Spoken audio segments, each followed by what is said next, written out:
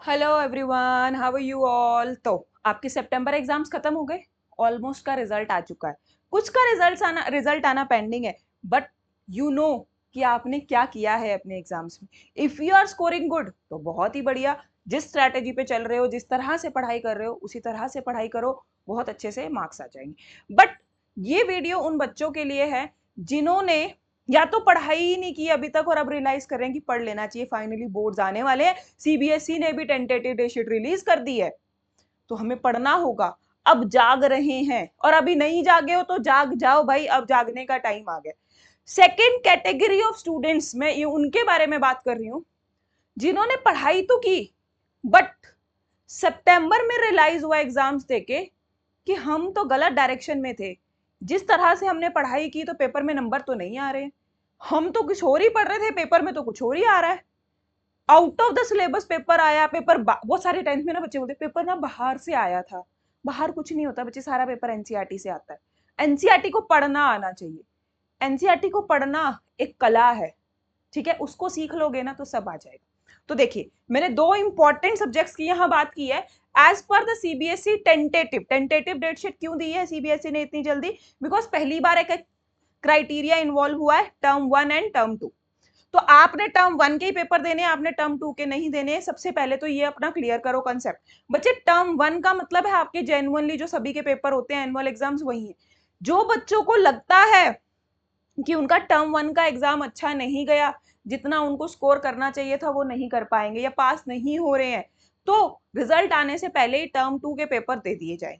आप टर्म 2 में अपियर होइए either to increase your marks, और लग रहा है कि फेल हो जाएंगे तो फिर टर्म 2 दीजिए। लेकिन टर्म 2 बहुत लेट हो जाएगा तो आपकी 11th सफर करेगी। इसीलिए आपके पास कोई ऑप्शन नहीं है। और अगर आप टर्म 2 में भी फेल हो जाते हो ना, तो you don't have any option of compartment, तो रीअपियर। तो ये रीअपियर और कंपार्टमेंट के कंसेप्ट को खत्म करने के लिए टर्म 1 टर्म 2 इंट्रोड्यूस किए हैं। तो आपने अपने दिमाग में टर्म 2 तो नहीं लाना है। आपके दिमाग में सिर्फ टर्म 1 रहना चाहिए, वही आपके फाइनल पेपर है और वही आपको देने हैं। तो अब बात करते हैं कि टर्म 1 के जो हमारे दो मेन सब्जेक्ट के पेपर होने वाले हैं, मैथ्स और साइंस। टेंटेटिव डेट शीट है बट ऑलमोस्ट सेम ही रहने वाला है। ऑलमोस्ट एक आधे दिन का इधर होगा। मैथ्स तो फर्स्ट पेपर है और साइंस में 3.5 डेज, इंग्लिश के पेपर के बाद सिर्फ 3.5 दिन मिलने वाले हैं आपको साइंस की पेपर की तैयारी करने के लिए। तो देखिए अब क्या स्ट्रैटेजी होनी चाहिए हमारी कि हम इन एग्जाम्स में अपना बेस्ट दे पाए। एंड ऑब्वियसली टारगेट तो आप सबका यही होगा 90 प्लस जाने का। सितंबर के रिजल्ट से नहीं देखना है कि सितंबर में 30% आए या बस पास हो गए, 50% आए। तो that is not your target in life. Class 10th का टारगेट तो कम से कम 97-98% होना चाहिए। 90% तो एटलीस्ट होना चाहिए। तो कम से कम 90% अचीव करना है हमें। और उसको अचीव करने के लिए आपको क्या करना है? सिर्फ इस चैनल पे, राधिका क्लासेस के चैनल पे कनेक्टेड रहना है। फ्रेंड्स के साथ शेयर कर दो, जिन फ्रेंड्स के साथ आप अच्छे मार्क्स लेना चाहते हो। जिन फ्रेंड्स के साथ नहीं लेना चाहते हो ना, नहीं चाहते हो कि जो फ्रेंड्स आपसे ज्यादा मार्क्स लें, उनको शेयर मत करना।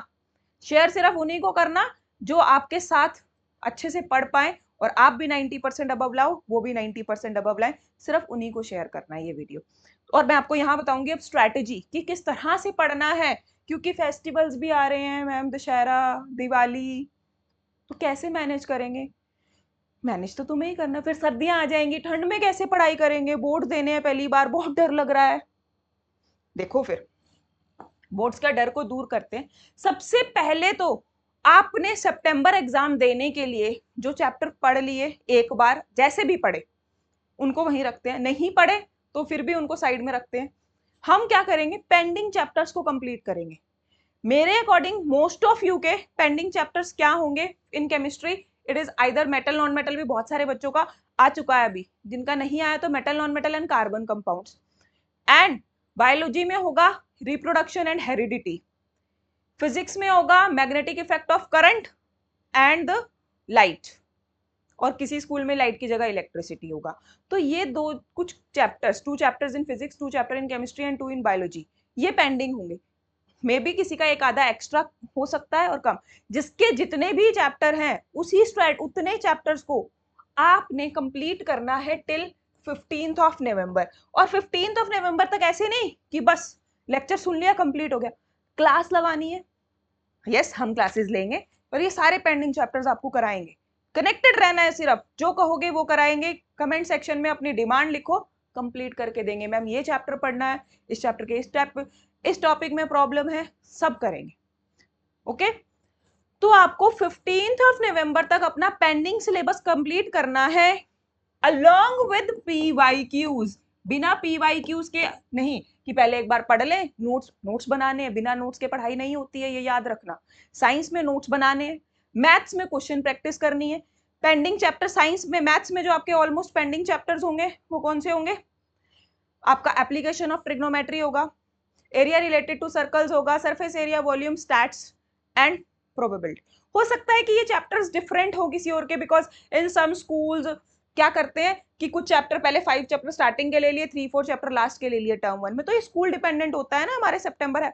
तो जो भी आपके पेंडिंग चैप्टर्स हैं फॉर साइंस, आप क्लास लगा के समझेंगे, नोट्स बनाएंगे, PYQs करेंगे। फॉर मैथ्स आप एनसीईआरटी करिए, पहले तो एनसीईआरटी ही कीजिए। अगर एनसीईआरटी के साथ साथ लास्ट 5 ईयर PYQ लगा सकते हैं तो बहुत ही बढ़िया बात है। But first target is complete those chapters with NCERT. Science में PYQ लगाने पड़ेंगे, ठीक है, 5 साल के PYQs लगाने हैं यहाँ पे। फिर आ गए, अब जो सितंबर से पहले चैप्टर पढ़े थे लेकिन मार्क्स तो नहीं आए थे उन चैप्टर्स को पढ़ के, तो उन चैप्टर्स को हम रिवाइज करेंगे।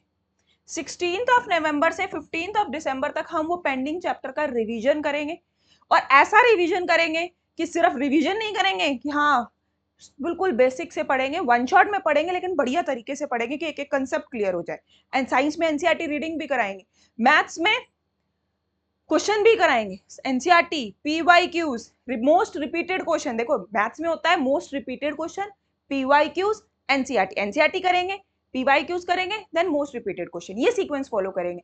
साइंस पढ़ते हुए क्लास लगा के कंसेप्ट समझा, नोट्स बनाए, एनसीईआरटी रीड की, PYQs लगाए, ये करना है आपको, ठीक है। एंड देन दिसंबर में 16 दिसंबर से लास्ट 15 डेज ऑफ द दिसंबर आपको क्वेश्चन प्रैक्टिस करनी है। यहाँ क्वेश्चन प्रैक्टिस में आप एनसीईआरटी एग्जाम्पलर कीजिए। एनसीईआरटी एग्जाम्पलर में ना क्वेश्चन को चूज करना कि ये मुझे करना है छोड़ना है, बिकॉज रैशनलाइज नहीं हुई है, तो we will help you in this, ठीक है। आपको हेल्प करेंगे। क्या करना है? चैनल पे कनेक्टेड रहना है, फ्रेंड्स जिनके साथ पढ़ना है उनको शेयर करना है, जिनको नहीं बताना है उनको शेयर नहीं करना है, ठीक है। तो एनसीईआरटी एग्जाम्पलर करेंगे, इंपॉर्टेंट क्वेश्चन करेंगे। इंपॉर्टेंट क्वेश्चंस मतलब कुछ PYQs जो बहुत ज्यादा रिपीट हो रहे हैं, कुछ ऐसे कंसेप्ट जो ब्रश अप करने की जरूरत है, मल्टी कंसेप्ट क्वेश्चंस आते हैं, 2-2 कंसेप्ट लग रहे हैं, तो उन सबको करना। मिक्स्ड लेवल ऑफ क्वेश्चंस को प्रैक्टिस करेंगे। सिर्फ एक एक चैप्टर के क्वेश्चन करते हैं मैम, क्लास टेस्ट में तो नंबर आते हैं, 20 नंबर का टेस्ट होता है ना तो नंबर आ जाते हैं, लेकिन जब 2 से 3 चैप्टर का टेस्ट होता है तो सब गड़बड़, मल्टी कंसेप्ट क्वेश्चन बनते ही नहीं है। तो वही सब होते हैं इंपॉर्टेंट क्वेश्चंस, उन सबको करेंगे, ओके। देन आ जाएगी जनवरी। जनवरी में आप लगाएंगे mock test, full syllabus test. Mock test doesn't means कि ओनली फुल सिलेबस टेस्ट, आप ऐसे भी कर सकते हैं। साइंस में फुल फिजिक्स का क्वेश्चन टेस्ट पेपर डिस्को कर लिए, क्वेश्चंस कर लिए, टेस्ट दे दिया, फुल फिजिक्स का टेस्ट दे दिया, फुल केमिस्ट्री का टेस्ट दे दिया, मैथ्स में पहले 5 चैप्टर का दे दिया, फिर नेक्स्ट 5 का दे दिया, फिर लास्ट 4 का दे दिया। इस तरह से आप अपना डिवीजन करके, और या फिर मुझे ये 3 चैप्टर मुश्किल लगते हैं, इन 3 चैप्टर का टेस्ट बंद कर लेते हैं। हर चीज आपको अवेलेबल कराई जाएगी कस्टमाइज तरीके से। पढ़ना आपने है, पढ़ाना हमने है, पढ़ना आपने है। It is a dual approach, हम दोनों मिलके करेंगे तो आप अपना टारगेट अचीव कर लोगे। फैब में फर्स्ट वीक में साइंस पढ़ेंगे, उसके बाद छोड़ देंगे। और पहले 16 दिन की मैथ्स की क्या स्ट्रैटेजी रहनी चाहिए, क्योंकि 17 फैब को पेपर है, ये हम बाद में डिस्कस करेंगे। पहले जनवरी तक का टारगेट तो अचीव कर लो, इसके ऊपर भी बात करेंगे, डिटेल में बात करेंगे, डे वाइज प्लान देंगे आपको, बट लेटर ऑन। पहले क्या करना है आपको, ये सब चीजों का अपने लिए अपने साथ प्रॉमिस करना है कि मुझे जो मेरे जितने चैप्टर पेंडिंग हैं आइदर इन मैथ्स और साइंस, मुझे 15 नवंबर तक कंप्लीट करने हैं। 15 नवंबर में मैंने एक्सटेंडेड डेट बताई है आपको, इसको एक्सटेंड नहीं करना है, क्योंकि फेस्टिवल के डेज मैंने बीच में डिलीट कर दिए कि हाँ आप 2-4 दिन नहीं पढ़ेंगे बिकॉज ऑफ फेस्टिवल। बहुत ज्यादा डिले नहीं करना है। फिर रिवीजन भी तो करना है, पीछे कबाड़ा किया सितंबर तक, उसको समेटना भी तो है ना। डस्ट फैलाया है, उस डस्ट को समेटेंगे, अच्छे से रिवाइज करेंगे, PYQs लगाएंगे, क्वेश्चंस प्रैक्टिस करेंगे, चीजों को समझेंगे, और फिर लास्ट 15 डेज में उन जितना पढ़ा इन 2 महीने में अक्टूबर नवंबर में उसके मिक्स्ड क्वेश्चन प्रैक्टिस करेंगे, इंपॉर्टेंट क्वेश्चन प्रैक्टिस करेंगे, सो दैट जनवरी में जब स्कूल में प्री बोर्ड देने जाएं तो वी आर क्वाइट कॉन्फिडेंट। ले आओ कोई सा भी पेपर, कितना भी मुश्किल पेपर, मैंने बहुत मॉक पेपर लगा लिए, कोई भी क्वेश्चन छूटेगा नहीं, चाहे वो साइंस हो या मैथ्स। फिर इतना करने के बाद जब हमारे प्री बोर्ड्स में अच्छे मार्क्स आ जाएंगे, कॉन्फिडेंट बूस्ट हो जाएगा, फिर हमारी लास्ट मंथ और लास्ट फ्यू डेज की क्या स्ट्रैटेजी होगी, इसको हम फिर डिस्कस करेंगे। तो तब तक आपको क्या करना है, इस स्ट्रैटेजी को फॉलो करके पढ़ाई करनी है। कौन कौन से चैप्टर आपके अब पेंडिंग है साइंस और मैथ में, जो आप 15 नवंबर तक कंप्लीट करने वाले हो, कमेंट सेक्शन में बता देना। सभी को क्लास में यहाँ रेगुलर क्लासेस लगा के प्रॉपर से कंप्लीट कराएंगे। तो अब आपने क्या करना है, मुझे बताना है कौन कौन से चैप्टर आपके पेंडिंग है जो आप करना चाह रहे हैं, कंप्लीट करना चाह रहे हैं 15 नवंबर तक। कुछ रिकॉर्डेड लेक्चर्स के थ्रू और कुछ लाइव लेक्चर्स के थ्रू हम उनको कंप्लीट करवा देंगे, तो आपको वो करना है। और इस वीडियो को फ्रेंड्स के साथ शेयर करना है, लेकिन सभी फ्रेंड्स के साथ शेयर नहीं करना है, उन सिलेक्टेड फ्रेंड्स के साथ शेयर करना है जो आप चाहते हो कि आपकी तरह अच्छे मार्क्स ले ले, जिनसे दुश्मनी है, जो तुमसे ज्यादा सितंबर में मार्क्स ले आए हैं और पढ़ते तो तुम्हारे साथ ही थे या बोलते थे हम तो नहीं पढ़ते हैं और फिर भी तुमसे ज्यादा मार्क्स लेके आए, उनके साथ शेयर मत करना, ठीक है? Okay bye, thank you so much.